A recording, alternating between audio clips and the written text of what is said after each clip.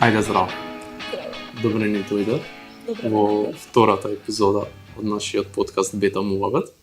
И драго ми е што си тука.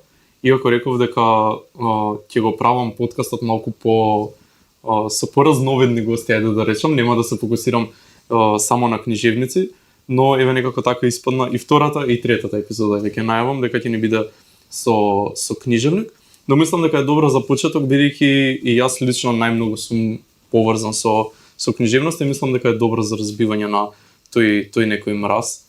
Те поканив бидејќи твојата збирка Прости песни многу ми се допадна и ми беше многу убава прилика и причина за да те викнам на подкастот кој го правиме со Култура Бета. И уште еднаш фала што си тука. Фала ви за поканата, почестена сум. Особено ми е мило зашто едно по друго сме со Милена Селјановска. Со неа заедно лани ја добивме наградата Антев Златник. И добар ми овој след на настаните, и неодамна го имавме денот на поезијата, така што мислам дека е природен тек. Супер си се надоврза за едно на друго. Тоа со Милена го сватив откако те поканив, дека и двете сте добитнички на Антев Златник минатата година и дека убаво некако ќе заокружиме некој осврт за самата награда, бидејќи ќе зборуваме и за неа. Ама ајде да те представам прво. Родена си во Кавадарци, основно и средно имаш завршено во Прилеп, а потоа се запишуваш на катедрата за англиски јазик и книжевност и од тога живееш во Скопје. Работиш како новинар и уредник. Имаш работено во Вест, сега си во Кајгана медија. Таму си заменик, главен уредник, така? Ќе зборуваме и околу таа работа како новинар, бидејќи мене ми е интересно, бидејќи има многу книжевници кои се во новинарство. Покрај тоа имаш и тоест работиш како преведувач, препеувач. Ќе зборуваме и околу тоа колку е тоа хоби, колку е работа, колку сакаш да го правиш тоа. Јас те знам и како преведувач на филмови на Филозофскиот филмски фестивал каде што и работам. И Прости песни, на кого помислуваш кога смртта мисли на тебе, е твојата прва стихова збирка. А за втората, Координати на болката, се уште не објавена, ја доби наградата Антев Златник. И сега јас тука би почнал од крајот, бидејќи ете за да го направиме и тоа поврзување со претходната епизода. Ја прашав и Милена, ќе ти го поставам и тебе истото прашање. Иако може да звучи и клише, ама сепак би сакал да го поставам прашањето, бидејќи ми е, да речам, важно и ми интересира мислењето. Колку оваа награда Антев Златник која доделува Антево перо е поддршка и поттик за некакво понатамошно творештво, колку ти значи наградата, што ти значи наградата, дали си од луѓето што ќе речат дека автор не може да биде автор без награда, или пак си од луѓето кои ќе речат дека наградите не му се важни, дека тоа се само некое дополнување на она што се работи. Комплицирано е прашањето. Секогаш сакаме да звучиме не толку полни со его, дека наградите не значат, нормално дека значат. Особено кога е од фелата, кога е од една институција која има тежина. И за мене беше вистинско изненадување, бидејќи во тој период кога конкурирав на конкурсот на Антево перо, веќе бев во екот со првата книга. Некако прво се прашував дали е прерано, бидејќи јас песните во голема мера веќе ги имав, тој стожер од песни веќе беа подготвени. Кога ја составив, видов дека има нешто што е веќе зрело и готово и подготвено да биде прочитано. Си реков, ќе помине време додека комисијата да прочита, па додека се донесе одлука, па додека се додели наградата, ќе имам некоја временска дистанца. Многу ми е мило што се окуражив да конкурирам, бидејќи видов дека комисијата е навистина посветена во својата работа и во образложението на мислењата за добитниците на наградите, се гледаше дека со посебен пиетет ги разгледувале и не издвоиле како специфични гласови. Книгата како што кажав, веќе беше подготвена, слично како и со прости песни, со таа разлика што искуството, колку и да беше кратко, до тој период си го направи своето. Кога веќе еднаш се работел со уредник, кога веќе си ги научил колку толку патеките, посамоуверено се чувствуваш дека знаеш да направиш костур на една збирка. Еди ќе се вратам малку пред објавувањето на прости песни, па ќе го поврзам тоа со прво прашање. Не можам да кажам доцна, но има многу време поминато откако си почнала да пишуваш до објавувањето на првата збирка. Колку и овие песни во координати од болката, координати на болката, така, се собирани со години или пак се песни кои доаѓаат откако, да речеме, прости песни е заокружена како збирка, кога ја имаш веќе предадена на уредник, подготвена е за печат и така натаму.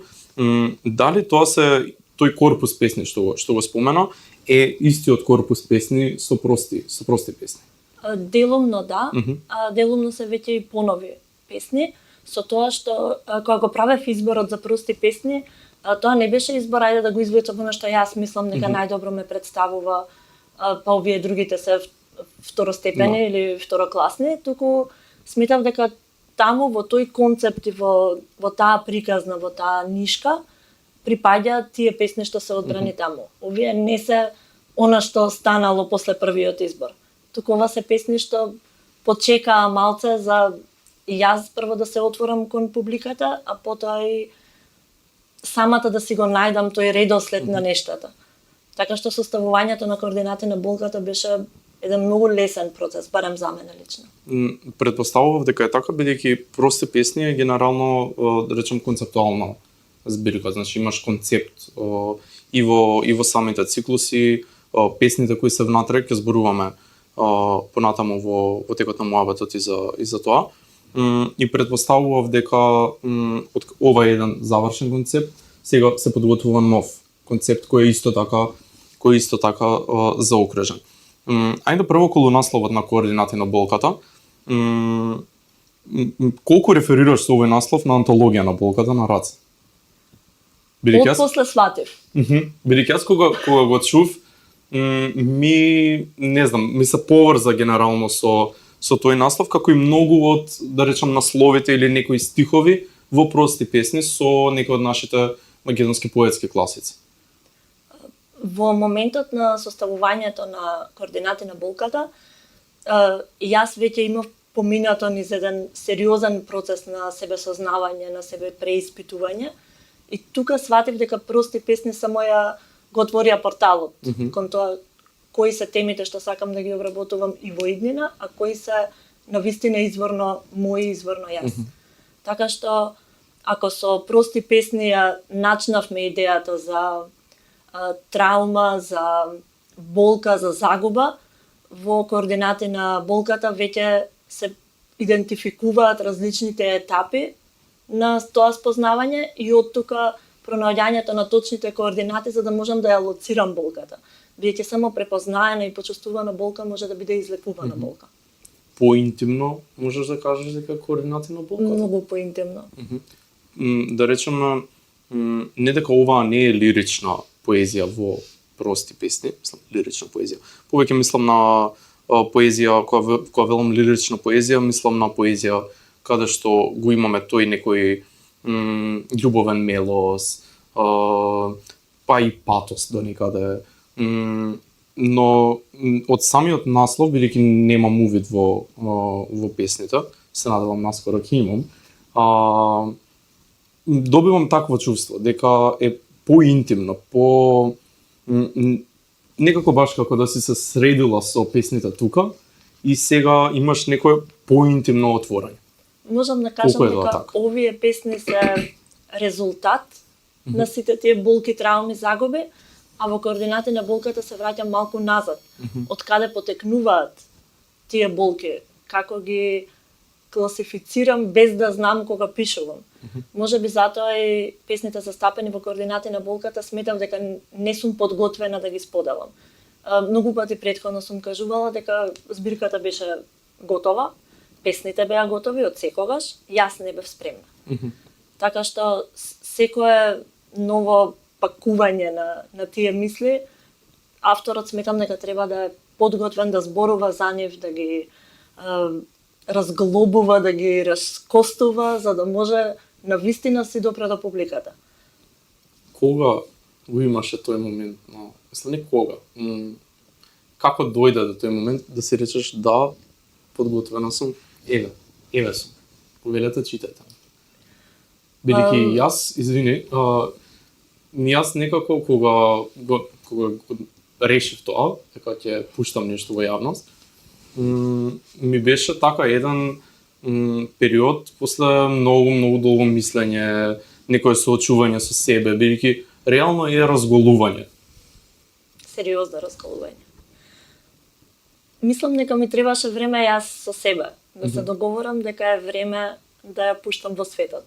Не дека тоа беа песни чувани криени дома. Јас објавував поезија на онлайн платформи, на социјални мрежи, на мојот блог. Бев маргинално присутна, да речеме, на сцената. Можеби повеќе како наблюдувач и како читател и како почитувач на делото на тоа што го пишуваа моите современици, секако великаните пред нас. Меѓутоа, секогаш кога одев на промоција на книга или на поетско читање, чувствував дека јас не сум подготвена за едно поголемо представување. Една да се прочита една две песни во даден контекст или на дадена тема, ама сосема е поразлично кога треба да седнеш и да си речеш ова е твојот емотивен багаж. Мораш да го растовариш некаде за да можеш да продолжиш да одиш. И пандемијата си го направи своето за сите, да, колективна траума ќе се отвараме се повеќе и повеќе си ја раслојуваме низ годините. Во најпозитивна смисла си го направи своето. Ми даде време да се фокусирам, да се ослободам малку од тој бурен живот со настани, бидејќи, како што кажа, имам повеќе професии и ми беше добар период да седнам, да се препрочитам и да си речам, па добро, имаш што да кажеш. Ајде да видиме дали другите го мислат тоа. Да, ова со пандемијата што го зборуваш, мислам кај мене беше некој момент кај што имав конечно време да се така сосредоточам со себе. Баш. И ова не знам по кој пат го кажам, но мислам дека тоа е една од главните причини за раздвижувањето на младата сцена сега, која е многу активна во овој момент, некако како сите да се окуражија. Баш. Да излезат со она што го работат. Ајде околу ова реферирање на македонските поетски великани, класици, како и да ги наречеме. Бидејќи во прости песни имаш мноштво референции. Некои директни, некои индиректни, некои само алузивни, преку насловите, преку користењето на некои поединечни зборови во песните, преку некои стихови. Не знам, еве неколку примери. Например, песната Две Мари директно ме поврзува со Славко Јановски. Долгото доаѓање на едно лето, насловот на песната ме потсеќа на Шоповото Долго доаѓање на огнот. Песни за неговата песна е алузија на Петра Андреевски и неговата песна за незината песна. Можеби четврта моменска песна е повторно поврзана со Шопов, со четврта молитва на моето тело. Колку ти е важно тоа реферирање на поетските класици? Колку ти се важни тие како некои предци, ајде да речеме, во ова што го работиш? И дали мислиш дека е таа некоја, ајде да не биде цитатност, но некој реферирање на нив или давање некаква алузија на нив, важно за денешниве дела кои излегуваат од нови автори?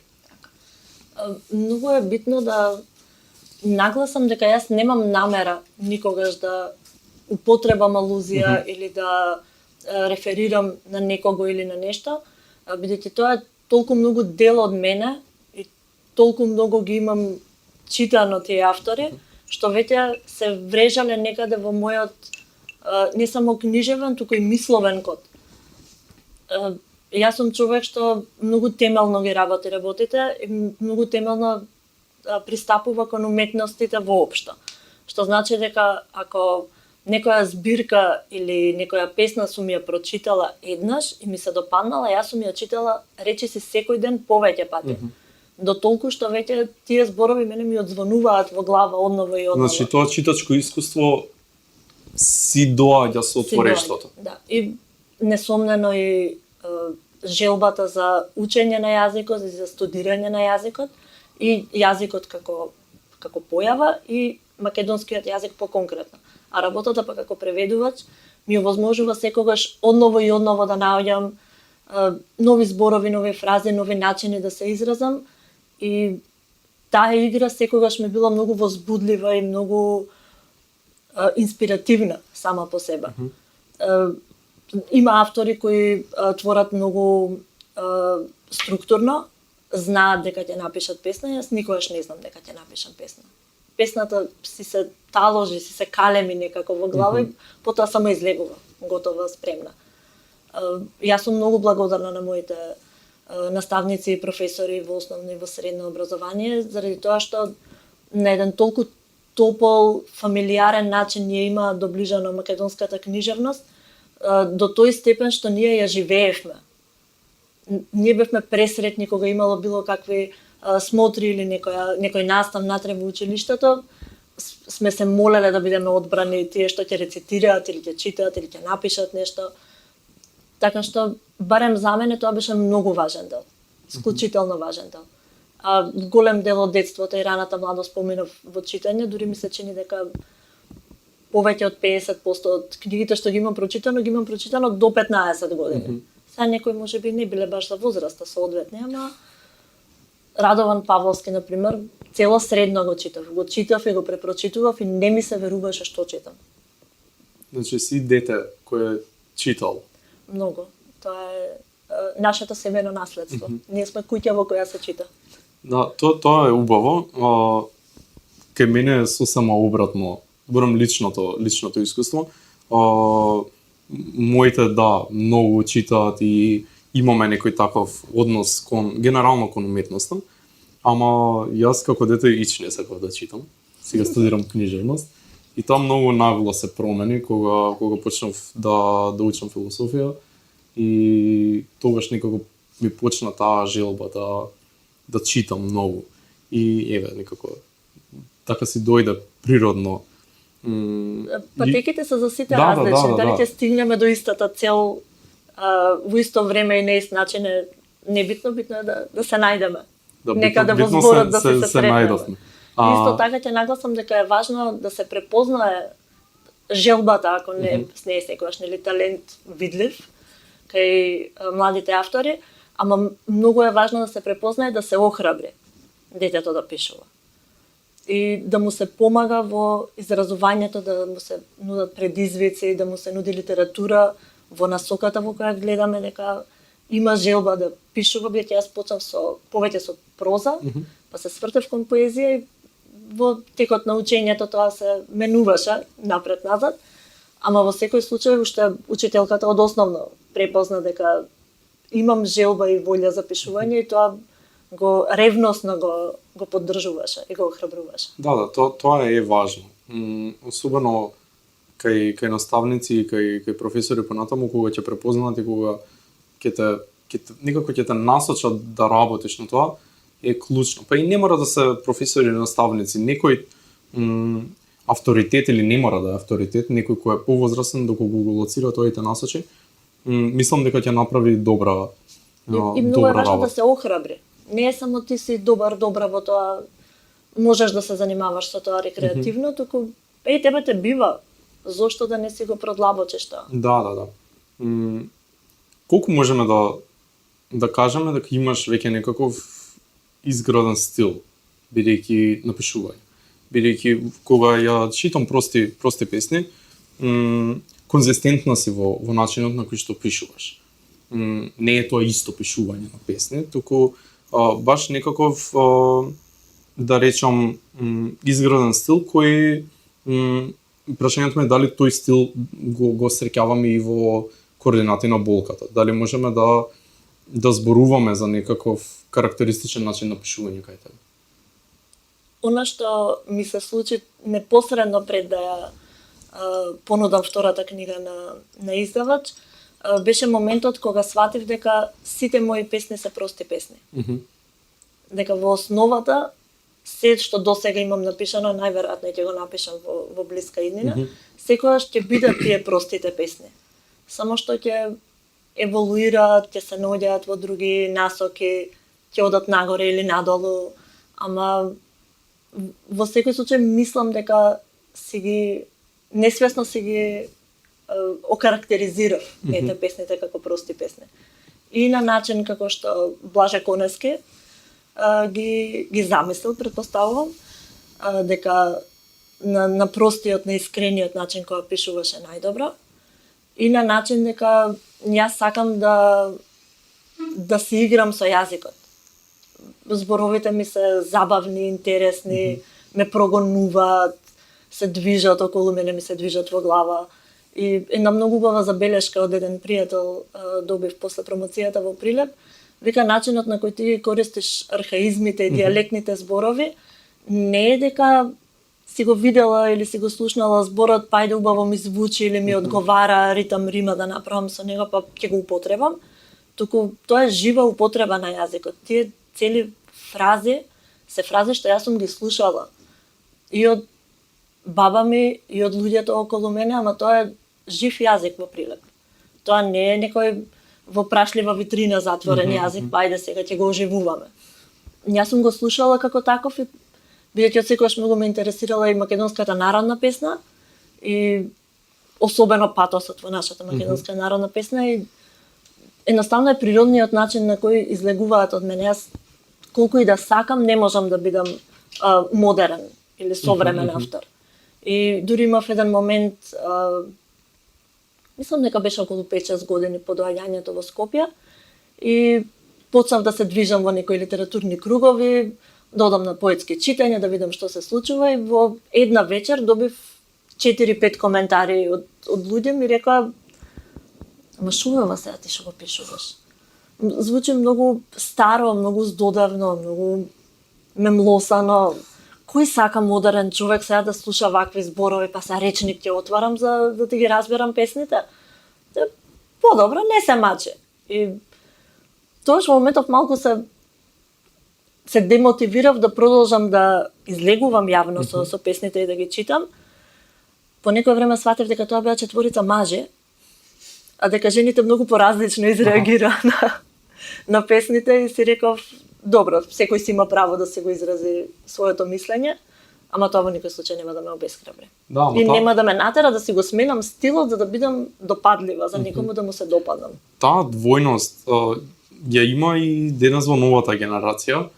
Има автори кои, па и не само во новата генерација, еве и во твојата генерација.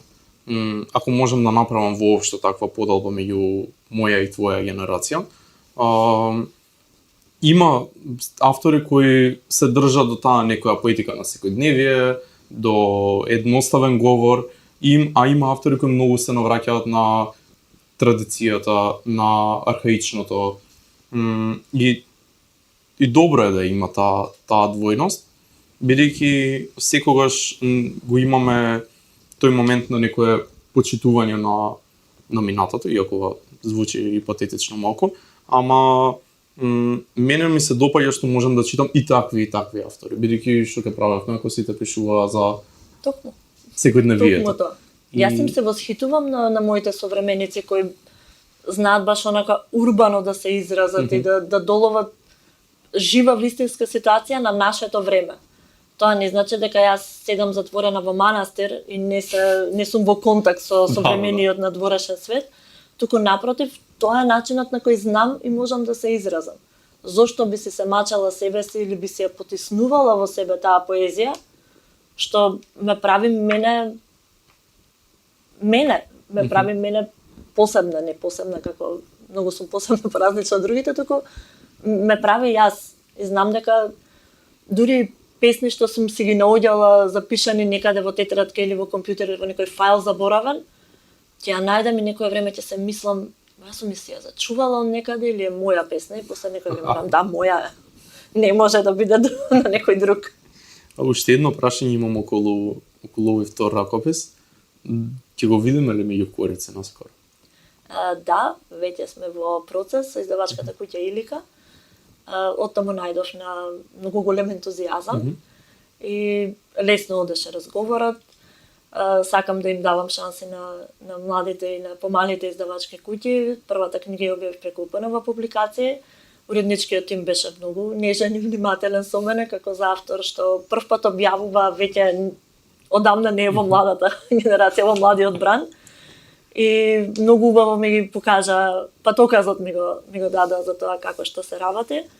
И сметам дека треба да има флуктуации, треба да се менува, да се има размена на идеи, да се преминува од едни во други разговори, за да бидеме по-отворени кон промени, да не влегуваме во некои шаблони, шеми на однесување, а и на тој начин да се ја прошируваме и публиката и разговорите да ги прошируваме истовремено. Значи ќе те читаме наскоро.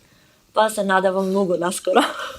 Ајде малку настрана од поезијата, па после ќе се вратиме на прости песни, иако гледам дека постојано ми го влечеш разговорот натаму, ама не, јас ќе те вратам бидејќи сакам Уште немам завршено со прости песни. Неверојатно нема да завршам наскоро. Имам многу прашања, ама прво сакам и некои други работи.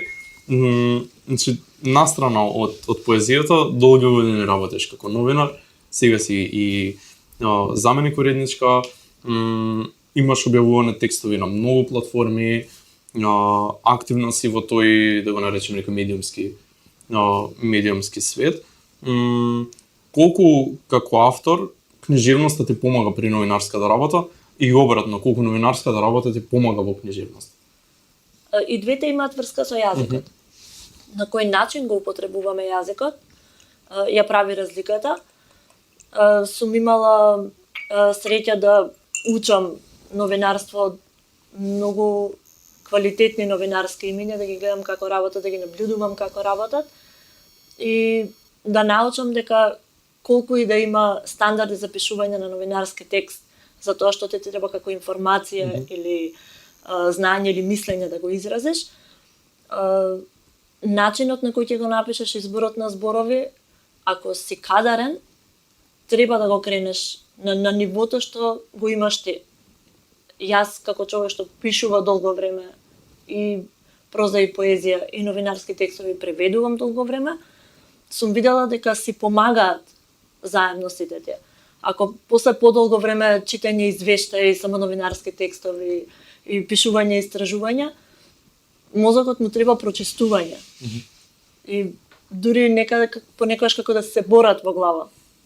Кога пишувам поезија, како тој креативниот дел да сака да излезе, за да му остави простор па на аналитичкиот ум да работи. И така се надоврзуваат, си помагаат. Јас не би можела ни новинарски текст да напишам онака штуро, да пренесам само информацијата.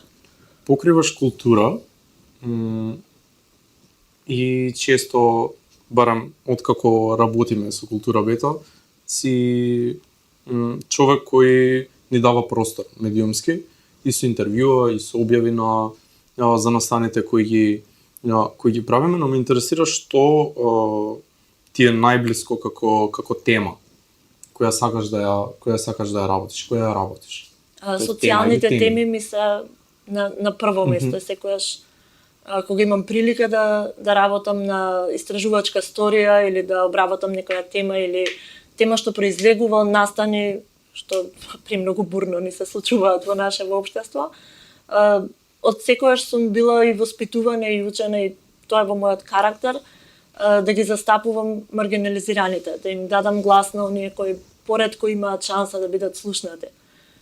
И многу сум сретна што сум ја имала таа прилика и уште ги имам тие прилики и што особено луѓето од тие најмаргинализирани заедници во мене гледаат некој на кој може да му се доверат и да знаат дека нивната приказна нема да биде тривиализирана, нема да биде сензационалистички прикажана, туку ќе се отвори еден разговор за теми за кои не разговараме толку често. Колку, бидејќи и си уредник, и новинарството подразбира и уредување на текстови, колку уредникот, тоест уредничката Александра, знае да биде и уредник на сопствените песни. Колку тој некој уреднички начин на размислување, да го наречам, ти влијае на пишувањето и не на пишувањето, туку на средувањето на песните отпосле, на работата на самите песни Многу малку понатаму. едитирам, преретко. Најчесто тоа што е напишано останува така. Може да правам варијации со наслови, најчесто не ми се насловени песните кои ги пишувам, туку отпосле си добиваат наслови или не добиваат наслови воопшто. Се трудам колку и да сум перфекционист и аналитички се поставувам кон работите, да си поставам граници на тоа што е моја работа, а што е работа на уредникот. Не би сакала да ги носам сите капи истовремено. Ми се случувало некојаш да се излезам од себе си и да почнам да се набиодувам од страна и сваќам дека така се ставам повеќе во pigeonhole. Се стеснувам. И верувам во тоа дека и за новинарски тексти, за поезија и за било што, секогаш е поубаво повеќе очи кои ќе погледнат. Покрај ова, преведуваш, се занимаваш и со превод, и со препев, и го спомнав она преска и со преводите на филмовите на филозофски филмски. Јас тебе те запознав, си супер и се зборуваме со тимот нешто на фестивалот и Александра Спасовска преведуваш. Супер, окей. Појма немам кој е Александра Спасовска. Ние тука се гледаме во буква, се гледаме по настани и после само ги спојувам преведувачката Александра со тебе. Колку и си ја сакаш таа работа? Дали е работа или е хоби? Како гледаш на тоа? Не може да биде хоби. Јас сум трениран преведувач. Студирав да бидам и преведувач покрај другото. И преводот од секогаш ми бил една толку магична појава, еден толку магичен процес, каде што ти со целата одговорност и грижа кон оригиналното дело, кон оригиналниот текст пристапуваш барем за мене е така, со единствена цел што е можно поверно да го пренесам тој текст. Кога станува збор за филм, тоа е веќе сосема друг медиум, сосема друга уметност и никогаш не е преведувањето штуро од едниот на другиот јазик, текстот само. Ако го немаш погледнато филмот, нема шанси, не постои начин точно да преведеш филм. Еднаш пробав да го направам тоа, да видам како ќе оди и без да го изгледам филмот, видов само текстот каков и свикам ајде ќе предпоставувам. Не можеш да предпоставиш ни дали машки или женски лик зборува. Не можеш да предпоставиш дали се еден или двајца, особено со англискиот јазик. Едноставно нема начини ако не ги поврзаш сите елементи. На тоа ги додаваш сите други нијанси. Стилот, времето, возраста, ситуацијата во која се наоѓаат луѓето. Една најпроста обсцена пцовка, понекогаш ја мислам со денови, која ќе биде најдобрата пцовка за да се пренесе токму тоа чувство што го имал ликот во таа сцена.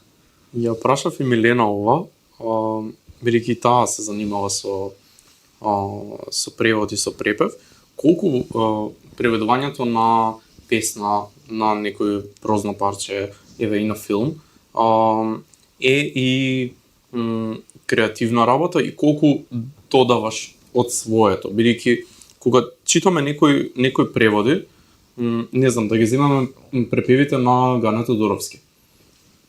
Таму пишти Гане од сопствената поетика и се гледа дека е присутен.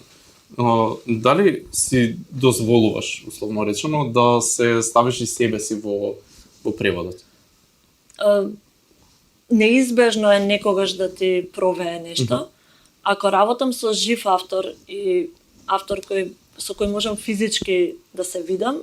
Многу ми користи да се видам со човекот, да поразговараме, да се консултирам попатно додека се работи, дали е тоа препев на песна или превод на прозен текст. Нијанси се секогаш во прашање. Ама тие нијанси треба да произлезат од препрочитувањето и разбирањето на делото, а не од она што јас сакам да го видам и да го слушнам и да го прочитам. Не за џабе постои старата изрека традукторе траиторе, бидејќи преводот нема никогаш да биде 100% верен на оригиналот. Не верен во смисла на точност, туку верен во пренесување на идејата, на душата на тоа што е кажано, напишано, сеедно. И тоа, да, наизразено е во книжевниот превод, ама понекогаш е изразено дури во новинарскиот превод и во корпоративниот превод. Една мала нијанса може да смени многу. А ако премногу го приспособуваме или мислиме дека му помагаме на читателот со тоа што ќе му го поедноставиме, му одземаме на авторот. Се сеќавам на едно интервју со Руки Мураками, тој ги пишува книгите во оригинал, нели, на јапонски. И тој кажува, вие не ги сакате моите книги, освен ако не сте ги прочитале на јапонски. Вие сте ги прочитале книгите на мојот преведувач, со кој јас работам со децении. Вие неговите книги ги сакате. Ако го знаете јазикот и ги прочитате, тогаш може да ми кажете дека моите книги ги сакате. И еве сега со препевите што ги работиме на песни од првата книга, јас знам дека ме колнат сите преведувачи и препејувачи, бидејќи е уште потешко, па кога се архаизми во прашање, кога се фрази што тешко е да ги објасниш со раскажување, па не да ги ставиш во стих што ќе биде верен на стихот во оригинал. А околу себе преведувањето си го дозволуваш тоа? Понекогаш, многу ретко. Некои песни уште во глава ми се вртели на двата јазика, тоа најчесто ми се случувало кога сум работела интензивно многу и на повеќе различни полења и претпоставувам дека почнува мозокот да ми се сегментира самиот и почнувам да размислувам интензивно и на двата јазика и почнувам сама да си помагам како полесно да се преведе од едниот на другиот јазик. И песната настанува паралелно на двата јазика. И тогаш гледам дека е многу подобро јас сама да се ја препеам, зашто јас најдобро знам што сум сакала да кажам. Ама има некои кои не се осмелувам да ги допрам. На што имаш работено како преведувач досега? Со Марта Марковска соработувавме така поприлично подолг период. Со неја ги преведовме расказите Вител во Витлеем и Црни дупки во нас, а потоа и Херојска еротска книга. Настрана од... И преведувам за 100.000 поети за промена, скоро секое издание. Сега тоа некојаш ќе бидат 2 песни, некојаш ќе бидат 20, зависи од годината, ама секојаш им стојам на располагање на колегите, сум им кажала ако ви треба за конкурирање некаде надвор или онака сакате да си имате песната преведена на тој јазик во кој јас можам да ви помогнам, стојам на располагање. На страна од овие професионални ангажмани, кога зборувам вака со луѓе, сакам да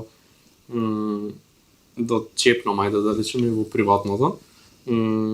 Секако не детали, но ме интересираат некои работи кои мислам дека се важни за она што се работи професионално, односно, например, твојата работа како авторка.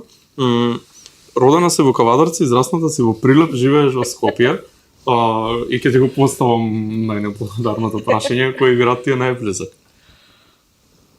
Тешко прашање. За ова татко ми секогаш се смееше уште кога бев помала. Викаше, тебе пола биографија ти е веќе напишана. Знаеме дека ќе отидеш да студираш во Скопје, ти имаш 3-4 реченици во биографијата од раѓање до сега веќе. Мојата биографија се чини сама се напиша заради животните околности на моето семејство. Мајка ми и татко ми се родом Прилепчани. Животот, судбината ги унела во Кавадарци, таму сум се родила. Основно образование потоа завршив во Прилеп и средно и од сите факултети кои ми беа на располагање во Прилеп, во Битола, во околината, видов дека нема таму ништо за мене. И кога дојдов во Скопје, како да почнав одново сама да се запознавам, сега тоа си го носат и околностите и животот. Прв пат си самостоен, полнолетен, сам носиш одлуки, сам си ги одбираш патиштата, луѓето со кои се дружиш, почнуваш да влегуваш повеќе навнатре отколку нанадвор. И сите три града ми се драги. Кавадарци го сакам многу заради тоа што е многу топол град со многу топли луѓе. И секогаш кога ќе отидам таму се чувствувам добре дојдено и како дома. Прилеп не може да не го сакам, целото моје семејство, моите блиски пријатели со кои сум израснала се таму, тие спомени кои ниту може одново да се рекреираат, ниту треба одново да се рекреираат. А Скопје е градот каде што јас станав јас. И имаме така една love and hate relationship низ годините, ама многу му сум благодарна што ме прими како негова. Можам да кажам дека во прости песни и јазично ако гледаме и поради тоа некој големо присуство на традицијата на архаичното, тој некој осврт на конески што го имаш како некоја нишка низ сите песни и секако од самиот наслов. Тоа некој поврзување со конески. Имам чувство дека врзана си многу со Прилеп. Тоа е јазикот на кој си научил да зборуваш. Јазикот на кој се научил да чувствуваш, да се изразиш тоа што го мислиш и тоа што го чувствуваш истовремено. Цепенков и конески, ако навистина добро ги прочиташ, ако сакаш да ги прочиташ, не само заради тоа што ти биле дел од наставната програма, ти кажуваат колку е важно да се го зачуваш она што е специфично твое. Песните се скоро сите напишани во Скопје, опфатени во ова и во другата книга. Меѓутоа, користењето на тој дијалект, на тие архаизми е како обид некој да се држам за тие корени, за тој идентитет кој може да отидеш на северен пол, ама не можеш да се одвоиш. Таа исконската нишка не можеш да ја прекинеш. Има еден друг момент што го забележав кога се запишав на факултет, дека повеќето колеги од другите градови си зборува многу слободно на дијалект. Не зборувам за меѓусебните контакти, тука нормално дека најприродно и најслободно ќе се изразиш, меѓутоа во комуникацијата со професорите или со администрацијата на факултетот, гледав дека ние од Прилеп, тие луѓе што се знаевме, зборувавме на литературен македонски јазик. Тоа било нешто на кое се инсистирало во училиште. Наставниците и професорите инсистираа кога им се обраќаме за работи поврзани со училиштето, со нив да разговараме на литературен јазик. И кај мене не се случи тој судир на леле сосема нов дијалект, средина во која јас треба да се прилагодам за да бидам разбрана, прифатена, плюс работам во медиум, работам со јазикот. И ми беше убаво, особено кога пишував, дека си го имам тоа прибежиште на поезијата. Тоа е нешто што никој не може да ми го одземе. Може би ќе заборавам како е точно нешто граматички или литературно, ама нема да заборавам како е на прилепски. Добро, прилепскиот говор е врзан многу со литературниот јазик, акцентските целости кои од Бога ви се дадени. Многу се ги сакаме. Да, и постојано сите инсистирате сите да ги употребуваме, што е фино, ама како кога прилепчанецките укори дека не си направил добра акцентска целост, нема никој да те укори. Насловот на книгата. Посилно е од мене да кажам не на тебе, на тебе. На тебе. Да, јасно, мислам. И фино е тоа, бидејќи е важно, особено во јавни настапи, во текст, да се користи литературниот јазик и секако покрај правописот и правоговорот. Рековме дека одамна читаш, зборувам одамна од мали нозе. одамна. И дека уште од дете те интересира книгата. Колку книгата како предмет ти е важно да ја поседуваш? Прашувам бидејќи ми е многу важно. Јас многу сакам да поседувам книга како предмети, значи независно од содржината. Но знам дека имаш некаков колекционерски однос кон Робинзон Крусо и дека собираш различни изданија, затоа и те прашувам ова. Сега од оваа гледна точка имам малку поделено мислење во врска со книгите, заради тоа што стојам на тоа дека треба да се користи помалку хартија и да се произведува помалку хартија. Од друга страна, да, го имам тој романтичен однос кон книгата, моментот дека е цела приказна. Не е нели само содржината, туку е големината, форматот, насловната страница, избраниот фонт, бојата на страниците. Едноставно се цела една приказна, како ти лежи во рака, дали можеш во секоја позиција додека читаш дома да ја држиш во една рака, да ја оставиш отворена, да стоиш над незе, да заземаш Пикасо форми додека седиш на фотелја и читаш. Ги сакам, многу ги сакам книгите и дома од секојаш сме имале книги, како што кажав, и било поттикнувано да читаме и да учиме јазици. Јас научив англиски јазик уште на 4 години, бев описменета на латинична и кирилична азбука многу рано. И тоа најверојатно имаше многу големо влијание, заради тоа што ми беа достапни книгите и можев да ги читам. И многу сум среќна заради тоа и за трпението на татко ми да ми објаснува се што не ми беше јасно.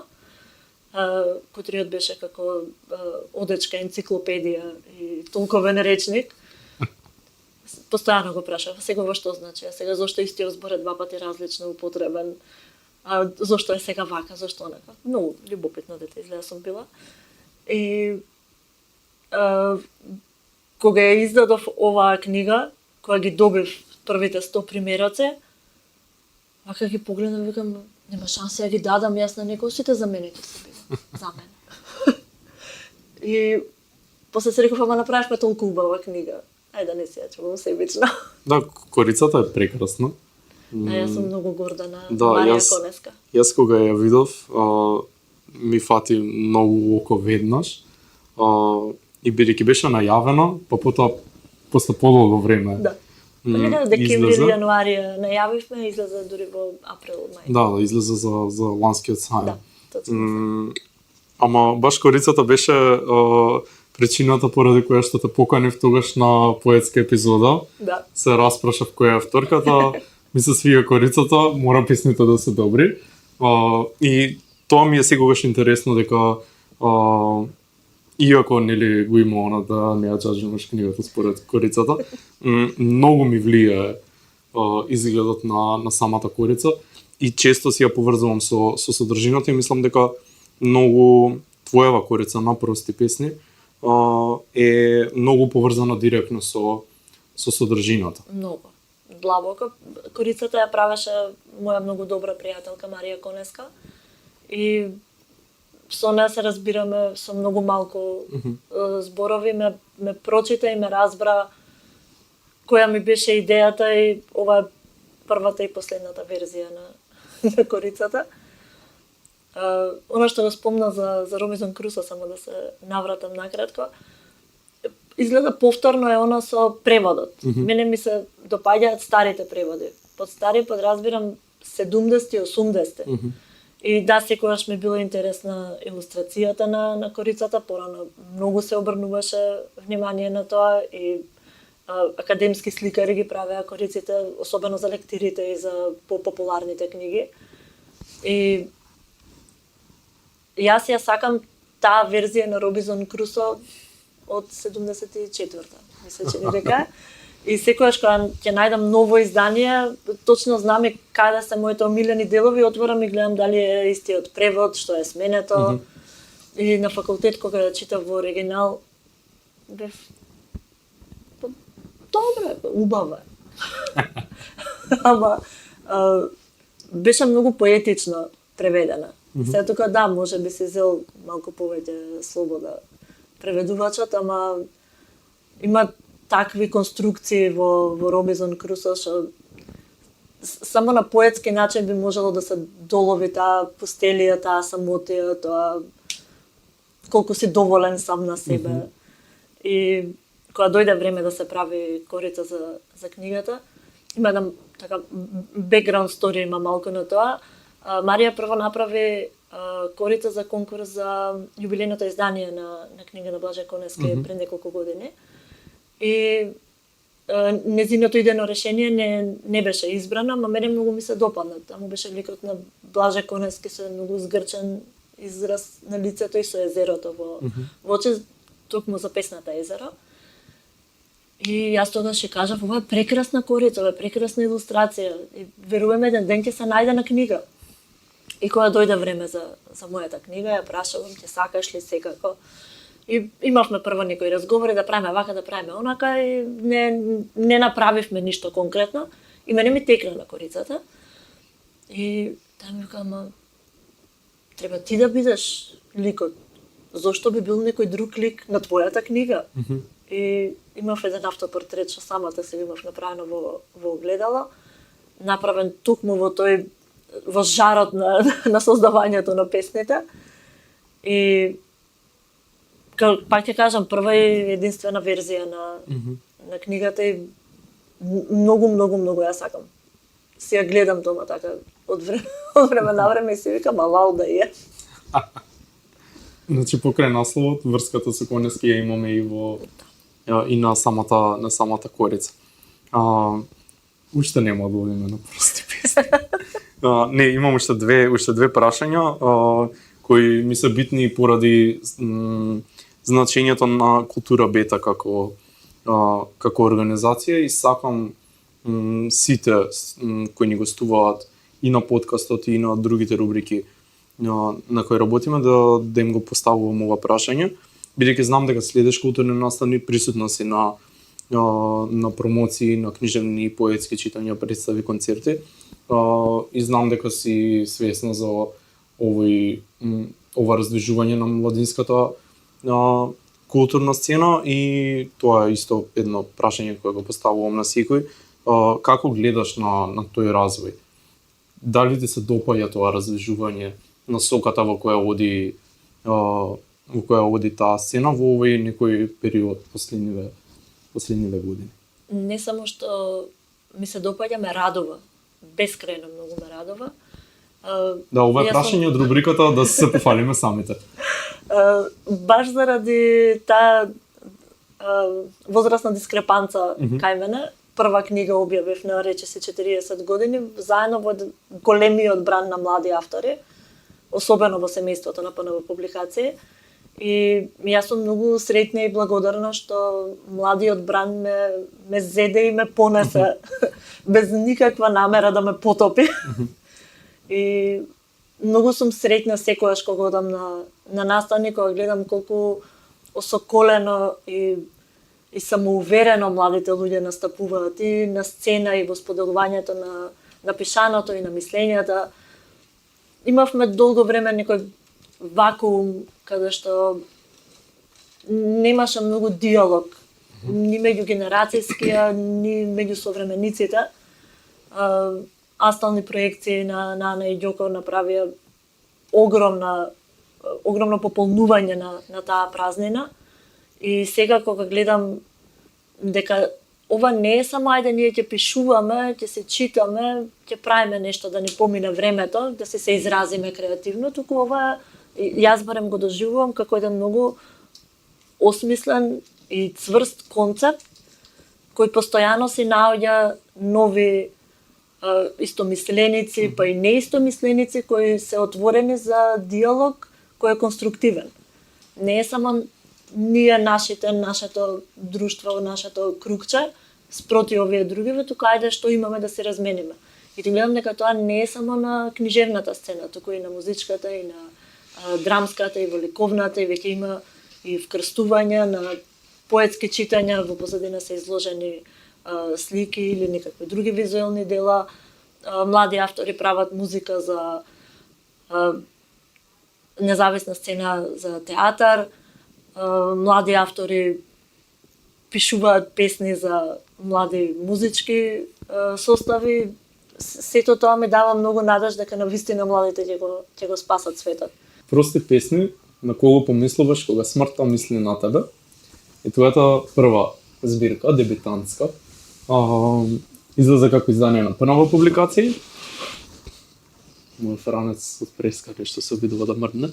Првото издание се распродаде, ако не се лажам, за 15 на денот, за 13. И излезе и второ издание, и тоа е при крај. Да, уште нешто по книжарните ќе му останат и се спремаме трето. И излезе лани во време.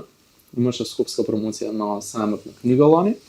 Потоа имаше промоции во Прилеп, во Велес, во Струмица, кој не се лажам, така?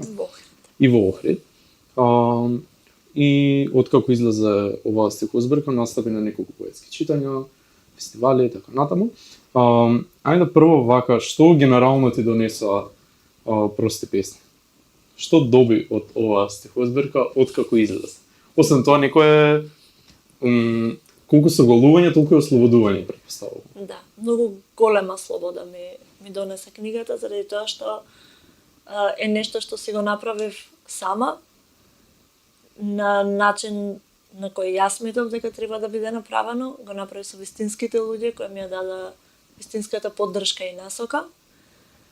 И настрана од тоа колку ми годеше добриот прием на книгата и сознанието дека луѓето ги разбираат песните и ги сакаат, им се допаѓаат, имаат прашања на промоциите. На лично ниво ми помогна уште повеќе да се ослободувам од тие стеги, од соочувањето со прашања со кои не сакам баш да се соочам, ама многу позитивно влијание имаше на мене, ми помогна и во стабилизирање на односите со моите најблиски луѓе, баш заради тој многу широко отворен канал на комуникација, па и подлабоки разговори за тие некои заеднички или генерацијски трауми. Гледам дека кога јас зборувам отворено за моите искуства и луѓето околу мене се чувствуваат послободни да разговараат, и тоа дополнително ги отвара и каналите на комуникација, ама и каналите за себе преиспитување, постојано себе преиспитување. И пресреќна сум што решив да го направам тоа јавно соголување, и не е воопшто на соголување како во сон, кога сонуваш дека си гол пред сите и ти е непријатно. Напротив, си се прифатив себе си во се она што сум јас и си реков, ми се допаѓа ова Александра. Може да продолжиме понатаму. И сега продолжуваш. И ќе го продолжиме муабетов од почетокот, значи од самиот наслов, за кој мислам дека е неизбежно да те прашам, бидејќи во текот на разговорот досега го спомена во неколку наврати, во неколку различни контексти. Таа проста песна е, да речеме, некаков вид на код за македонскиот автор, бидејќи секако простата песна е врзана со Блаже Коневски. И сакам да те прашам зошто токму прости песни.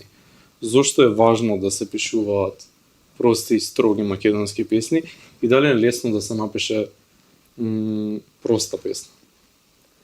На почетокот мислев дека е тешко, бидејќи мојот процес е таков, песната си е готова во мене, врие, си се составува, ми се врти во глава и излегува по некое време.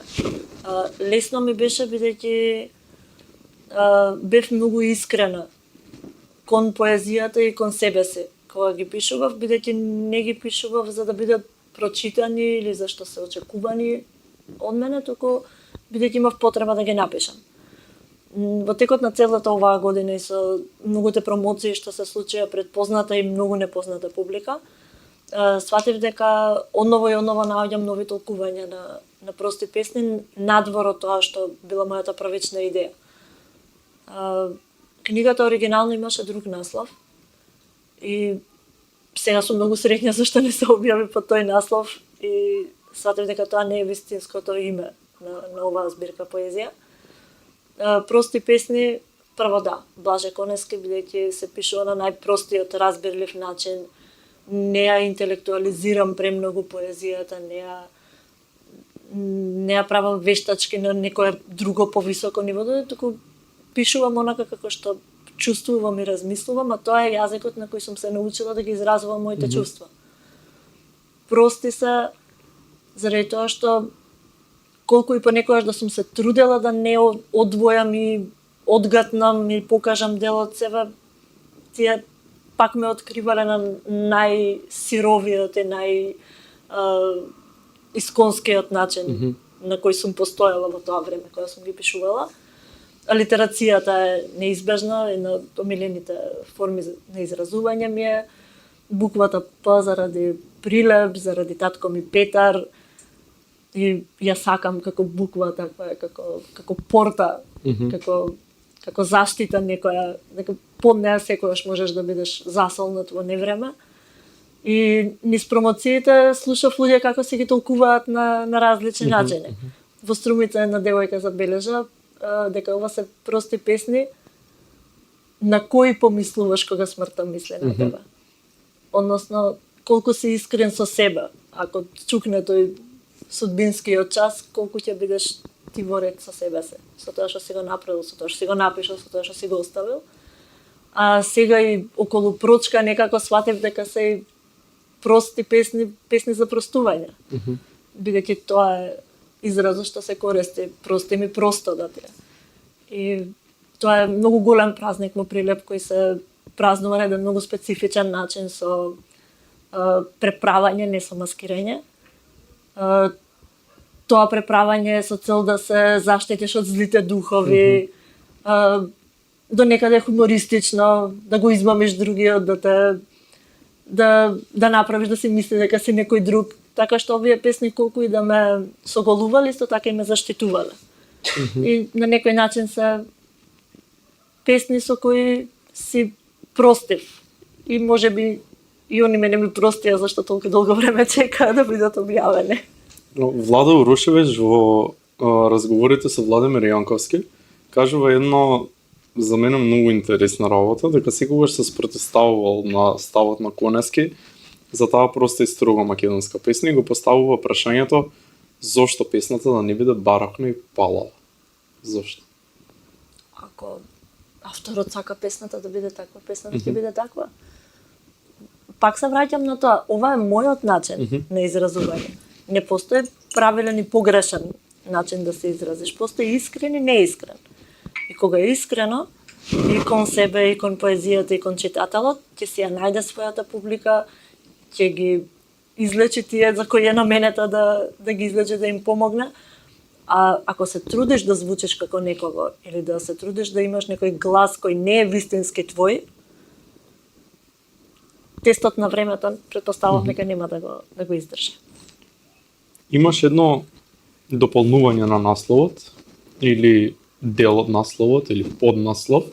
Приметив дека низ различни некои критички текстови за твојата збирка кои ги читав и вака разговори со луѓе кои сум ги имал за твојата книга, различно го толкуваат тоа во аглести загради на корицата на кого помислуваш кога смртта мисли на тебе. Ајде да го решиме тоа. Што е тој дел од насловот? Како што кажав претходно, добро излезе што ставив дополнување на насловот или поднаслов, за да се издвои од прости песни кои очигледно стана мојот код на пишување.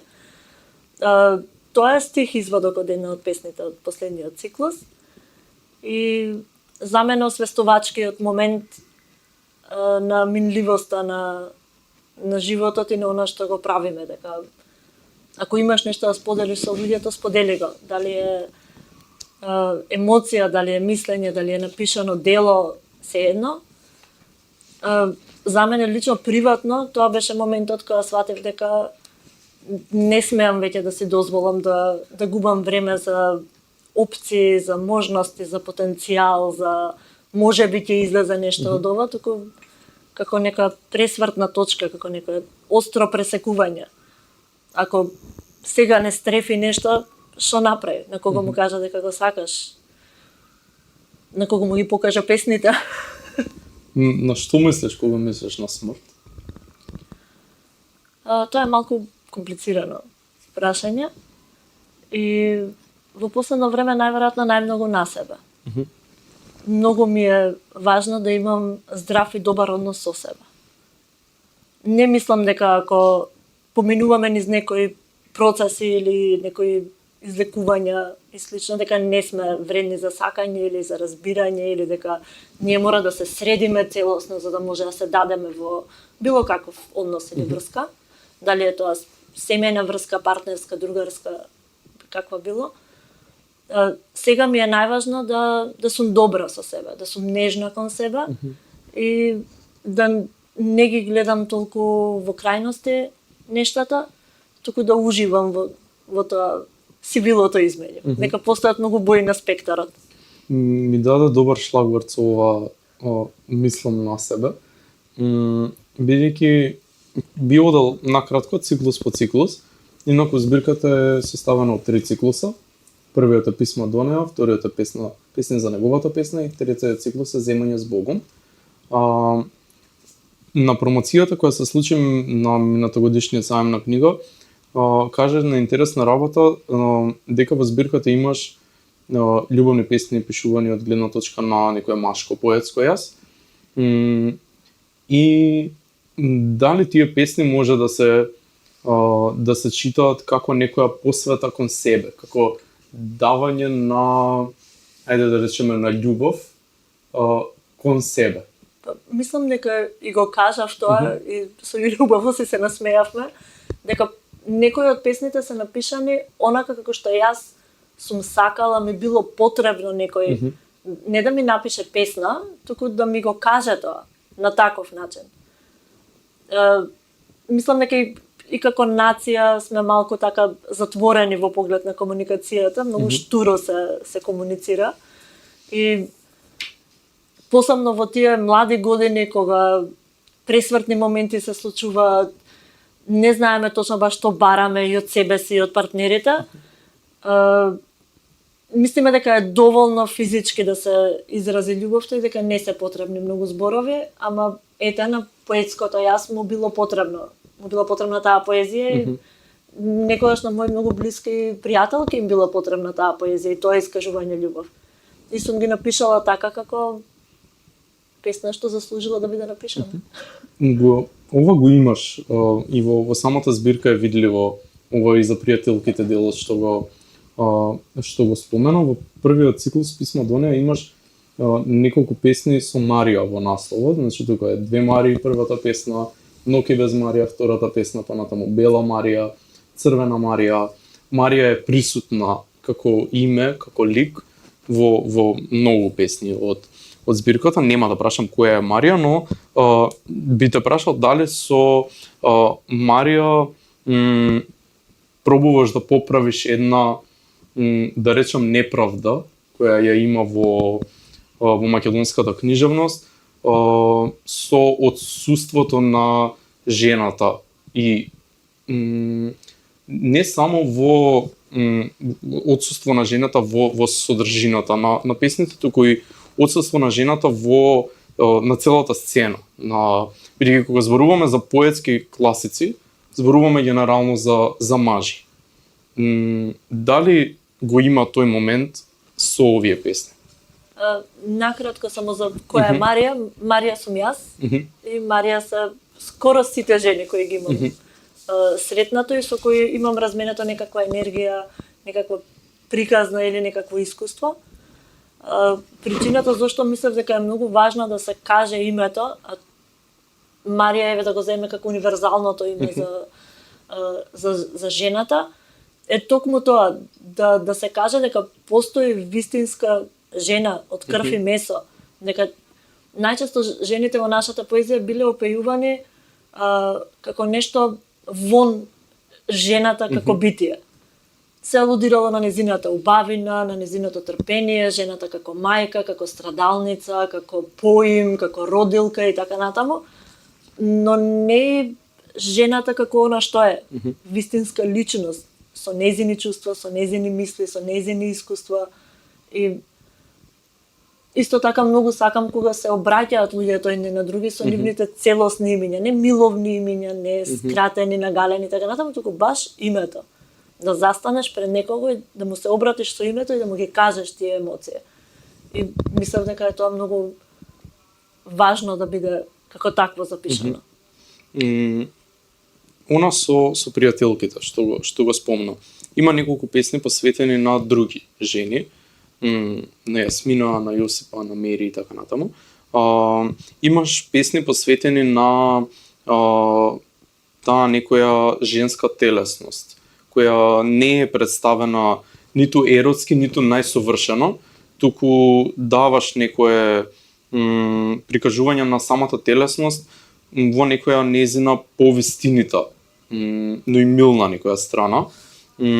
Колку телесното за тебе доаѓа во не можам да речам во прв план, но во делот на една, како дел од една личност, и дали е важно да се оттргнеме, мислам, дали е важно, секако дека е важно да се оттргнеме од тоа некој идеализирано представување на жената како најсовршено човечко суштество и само такво опејување во песните.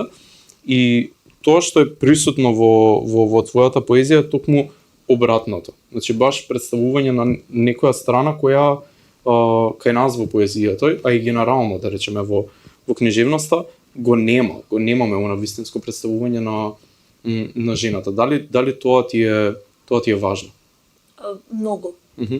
Верувам во моќта на допирот, во исцелителната моќ на допирот, и жените на кои имам посветено песни во книгата се жени со кои најмногу сум била и физички блиска низ животот. Сме проаѓале низ многу периоди од животот кога ни било потребно да сме една до друга, да се гушнеме, да се држиме за рака, да плачеме, да се смееме, да готвиме, било што.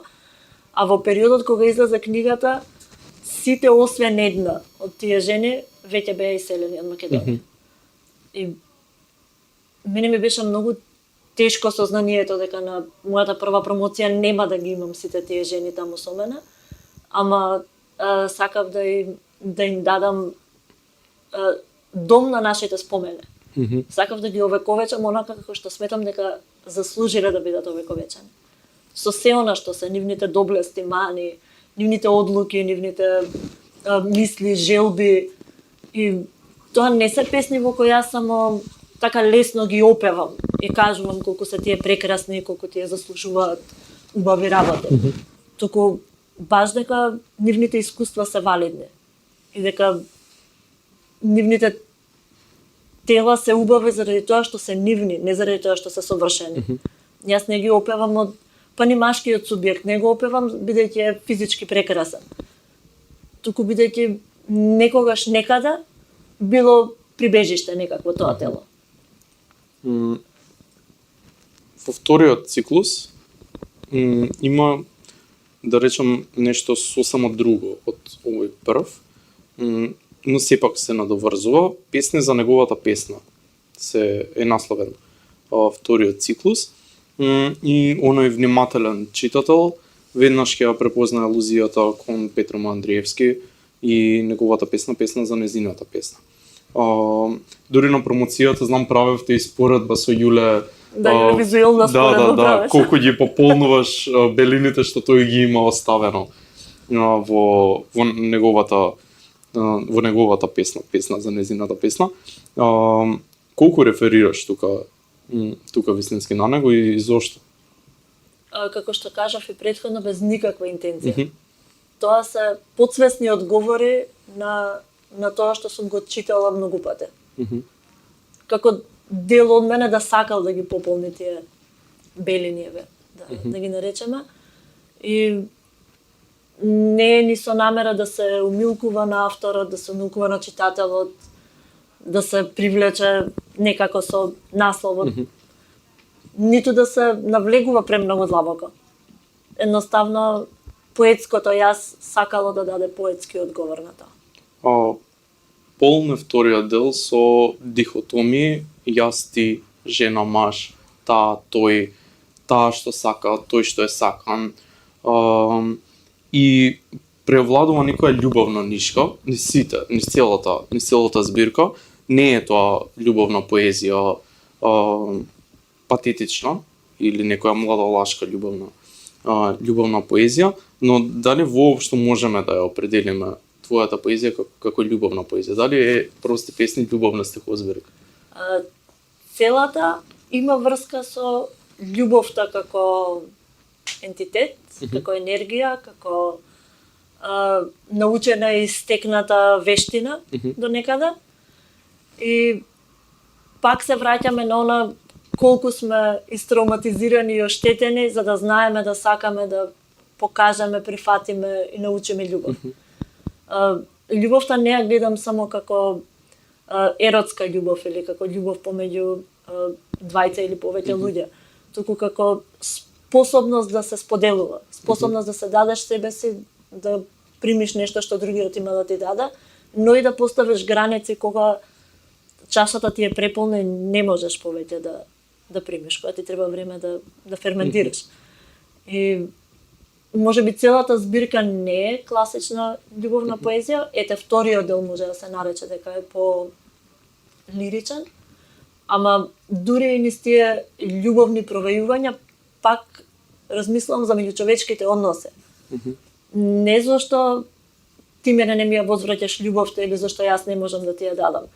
Туку ајде заедно да најдеме каде некаде попатно сме се оштетиле, за да знаеме, ако ние двајца не знаевме да се сакаме, бар да знаеме да сакаме некој друг. Во третиот циклус, Земање с Богом, јас преку прашањава сакам да направам еден осврт на збирката, бидејќи то пробувам веќе некое време да го ставам во текст. И неколку пати сум те кажал, пишувам текст за збирката, но повеќе прости песни ме потикнаа на пишување поезија, отколку на некој потеориски текст. Затоа и го објавив тој некој поетски диалог, како што го нареков.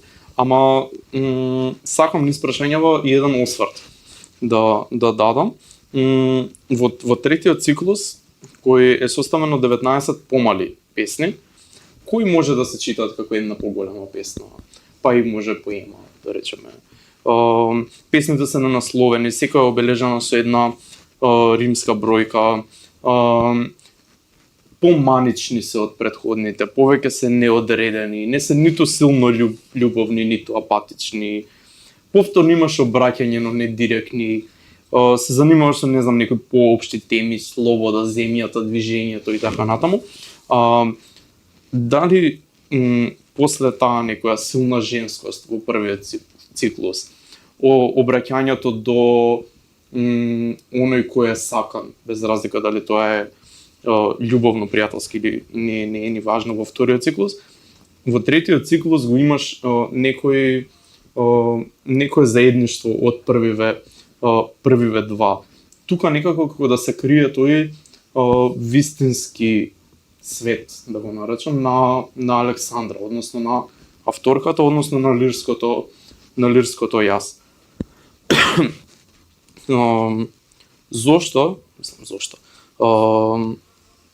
Зошто е вака, ајде, директно ќе се прашам, зошто е вака решен третиот дел како целосно едно ново поглавје на страна од првите две кои си беа некако заеднички заокружени?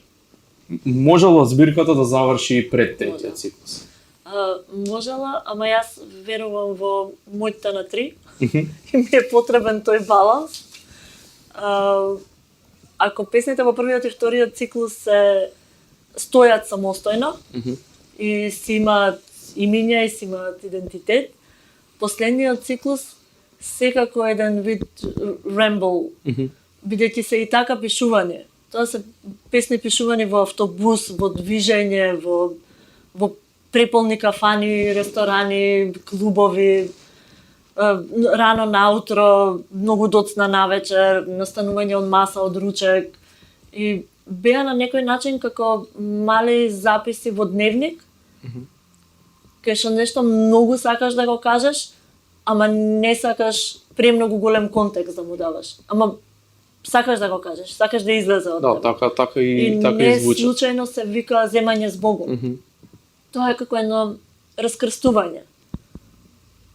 Учев љубов, се потрудив да ја примерам така научената љубов во реалниот свет, не излезе како што планирам. Најверојатно ќе треба да се преиспитам. И сите тие песни се кратки преиспитувања, кратки аха моменти. Ова вака не успеа, не знам зашто, заради ова запише. После некој време друг аха момент запише. И затоа звуча така како една долга песна, што на крај и книгата завршува со земање с Богом од физичкиот свет. И јас сега можам спокојно да го напуштам овој свет. И не е тоа дека јас нема да напишам веќе ниту една песна, туку со овие песни сега сме на чисто. Нема веќе да ме прогонуваат. Си имаат дом, си имаат место, се живеат тамо. И можам да го оставам тој куфер и да продолжам понатаму. Тука некаде би завршила. Фала ти многу. Јас седове чекам да излезе координати на болката.